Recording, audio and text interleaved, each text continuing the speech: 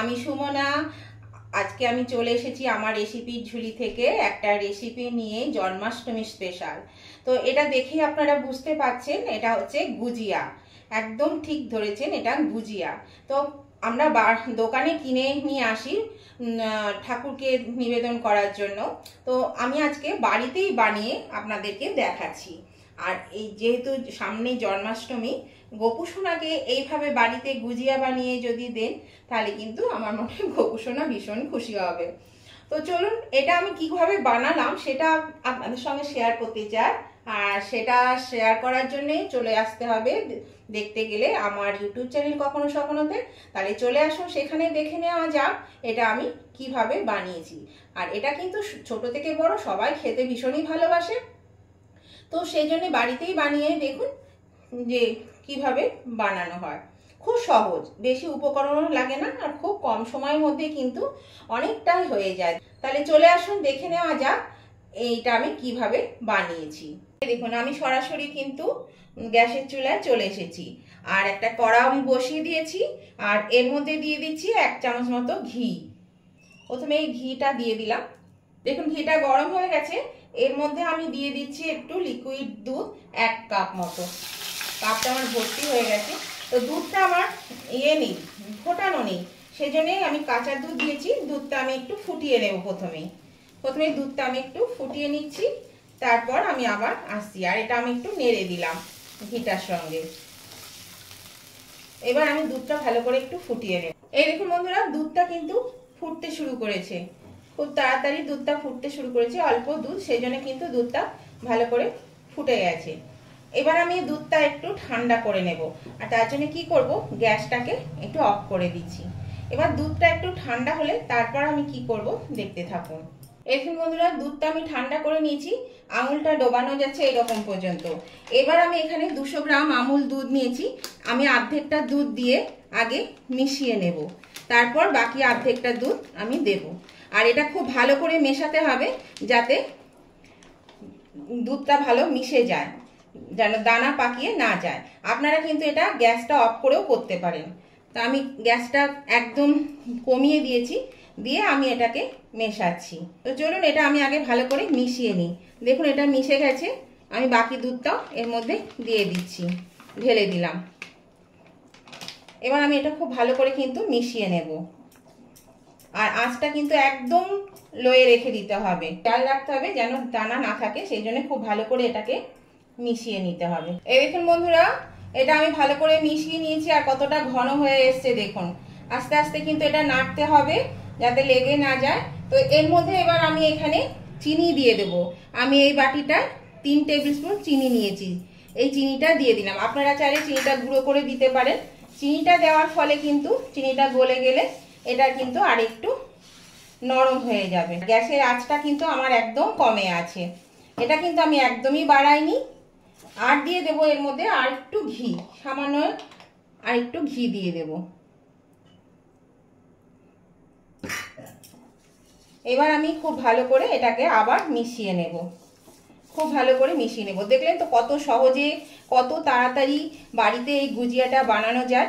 এবার থেকে বাজারের দোকানে আর দাম দিয়ে না কিনে অবশ্যই কিন্তু বাড়িতে তৈরি করে নেবেন। যে কোনো পুজোতেই আমরা এই গুজিয়া দিই প্রসাদ হিসাবে ঠাকুরকে। আর এখন তো জন্মাষ্টমী আসছে, আর এই জন্মাষ্টমীর স্পেশাল এই গুজিয়া দিতে পারে। তাছাড়াও এরপরে আসছে গণেশ চতুর্থী। তো গণেশ চতুর্থীতেও কিন্তু আপনারা দিতে পারেন প্রসাদে। তো দেখুন, এইভাবে আমি এটা ভালো করে আগে বানিয়ে নেব। চিনিটা গলে যাচ্ছে, দেখুন কতটা নরম হয়ে গেল চিনিটা গলার জন্য। এর মধ্যে বন্ধুরা আমি এবার একটু দেব খুব সামান্য একটু এলাচ গুঁড়ো। আপনারা আপনাদের পছন্দ মতো এলাচ গুঁড়োটা দিতে পারেন, কম বেশি করে।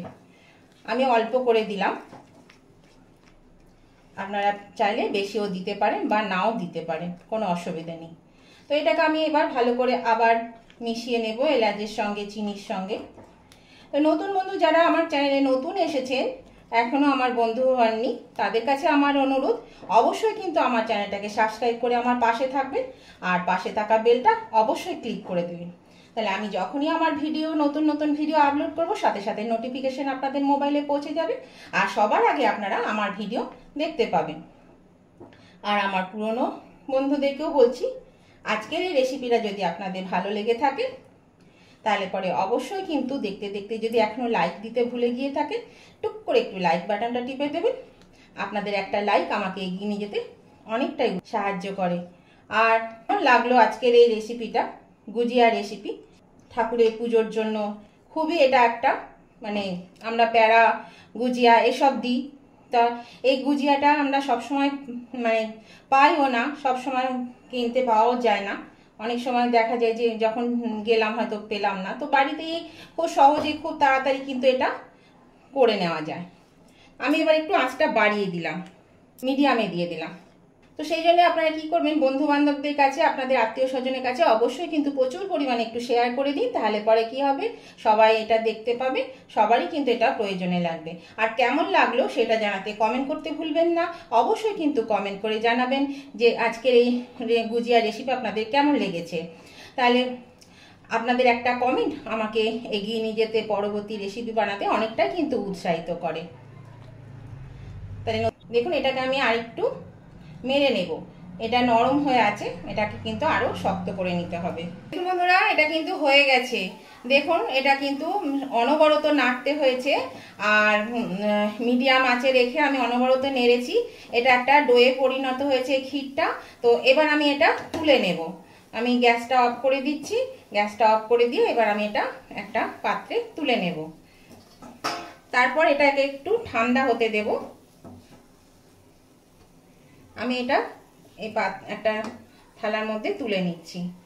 এই দেখুন এটা কিন্তু আমি এবার একটু ঠান্ডা হতে দেব, যাতে হাতে এটা বানাতে পারি, হাতে নেওয়া যায়, তার জন্য একটু ঠান্ডা হতে দেব। তবে একদম ঠান্ডা করলেও কিন্তু হবে না, হালকা ঠান্ডা করতে হবে, তাহলে পরে এটা বানাতে সুবিধা হবে। আর এই থালার মধ্যে কিন্তু আমি তেল দিয়ে দিয়েছিলাম, তেল না দিলে কিন্তু এটা আটকে যাবে থালায়, সেই জন্য একটু তেল দিয়ে দিয়েছি সামান্য। তো এটা ঠান্ডা হোক, তারপর আমি আবার দেখাচ্ছি আপনাদেরকে। দেখুন বন্ধুরা, এটা কিন্তু ঠান্ডা হয়ে গেছে, বেশ হাতে নেওয়া যাচ্ছে, এই দেখুন। আর এটা খুব তাড়াতাড়ি কিন্তু শক্ত হয়ে যায়, জমে যায়। তো এবার আমি এটা বানাবো, তার জন্য দেখুন এখানে আমি আর একটা থালা নিয়ে নিয়েছি। এই থালার মধ্যে আমি একটু ঘি দিয়ে দিচ্ছি, কেননা ঘি না দিলে আমি যখন এটা বানিয়ে রাখবো তখন কিন্তু এগুলো লেগে যেতে পারে। তো সেই জন্য কি করলাম, একটু ঘি দিয়ে দিলাম। ঘি দিয়ে আমি এটা মাখিয়ে নিচ্ছি। আর আমি কিন্তু হাতেই মাখাচ্ছি, কারণ আমাকে হাতেও কিন্তু একটু ঘি লাগাতে হবে এটা বানানোর জন্য, সেই জন্য আমি হাতে লাগালাম। তাহলে কি হলো, আমার হাতেও লেগে গেল, মানে একটা এতেই দুটো কাজ আমার হয়ে গেল। তো এই দেখুন হাতেও আমার ঘিটা লেগে যাচ্ছে, তবে দুই হাতেই অবশ্য আমাকে লাগাতে হবে। এই যে আমি ঘি নিয়ে এখানে দুই হাতেই কিন্তু তাতে একটু লাগিয়ে নিলাম ঘি। আর আমি এখান থেকে এই দেখুন এতটা নিলাম, এটা নিয়ে খুব ভালো করে কিন্তু আমাকে এরকম ভাবে একটা গোল করে নিতে হবে প্রথমে। এই যে আমি এটাকে একটু ভালো করে চটকে চেপে একটু গোল করে নিলাম। এবার আমি হাতে করে এরকম গোল করে নেব, একটা নাড়ুর মতন বানিয়ে নেব। এই দেখুন একটা খুব সুন্দর একটা নাড়ুর মতন বানানো হয়ে গেছে। এবার আমি এটাকে একটু লম্বা করে দেব, একটু লম্বা করে দিলাম। এবার আমি এটা মুড়ে দিচ্ছি এইভাবে। এই দেখুন এটা একটু বড় হয়ে গেল।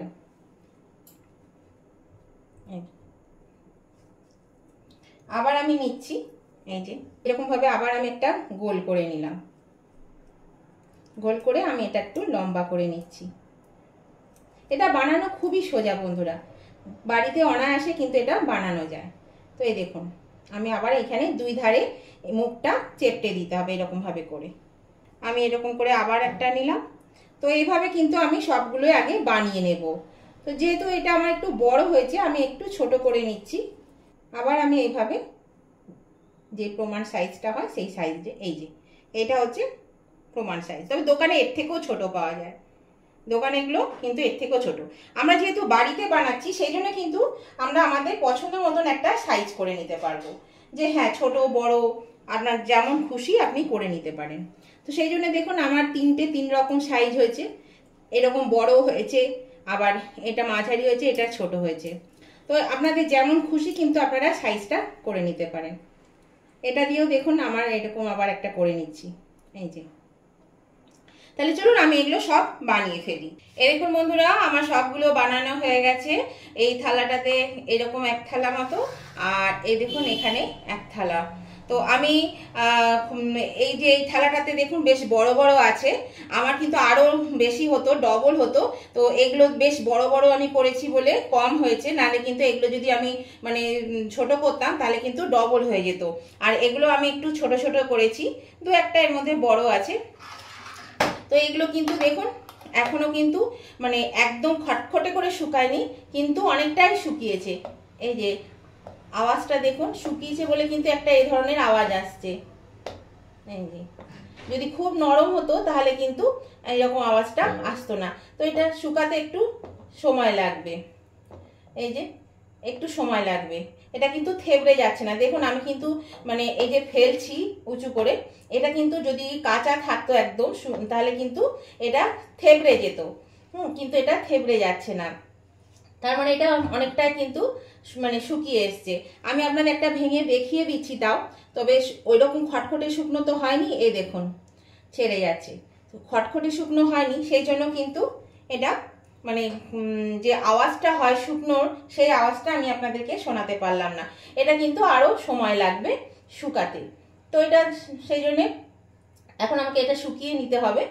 তো দেখুন কত সহজে, কত তাড়াতাড়ি আর কত কম উপকরণে কিন্তু এই জিনিসটা হয়ে গেল, গুজিয়াটা বানানো হয়ে গেল। তো গোপালের জন্য বলুন বা ঠাকুরকে প্রতিদিন নিবেদন করতে গেলে আমাদের কিছু না কিছু প্যারা বা মিষ্টি কিছু আমরা দিই। তো তার বদলে আমরা কিন্তু বাড়িতে এভাবে 200 গ্রাম দুধ দিয়ে দেখুন কতটা বানানো হয়ে গেছে। এটা ছোট ছোট করলে কিন্তু আরো অনেক হতো, ডবল হয়ে যেত। তো সেই জন্য বাড়িতেই বানিয়ে চেষ্টা করুন, দেখবেন অনেক কিন্তু সাশ্রয় হবে। তো আজকের রেসিপিটা আপনাদের যদি ভালো লেগে থাকে, পছন্দ হয়ে থাকে, তাহলে অবশ্যই কিন্তু লাইক শেয়ার কমেন্ট করতে ভুলবেন না বন্ধুরা। আর নতুন বন্ধুরা অবশ্যই কিন্তু আমার চ্যানেলটা সাবস্ক্রাইব করে আমার পাশে থাকবেন, আর পাশে থাকা বেলটা অবশ্যই ক্লিক করে দেবেন, তাহলে আমি যখনই ভিডিও আপলোড করবো সাথে সাথে নোটিফিকেশন আপনাদের মোবাইলে পৌঁছে যাবে, আর সবার আগে আপনারা আমার ভিডিও দেখতে পাবেন। তো আজকের মতো আমার ভিডিওটা এখানেই শেষ করছি, আবার আমি নতুন ধরনের ভিডিও নিয়ে চলে আসবো। ততদিন আপনারা ভালো থাকুন, সুস্থ থাকুন, টাটা, বাই বাই।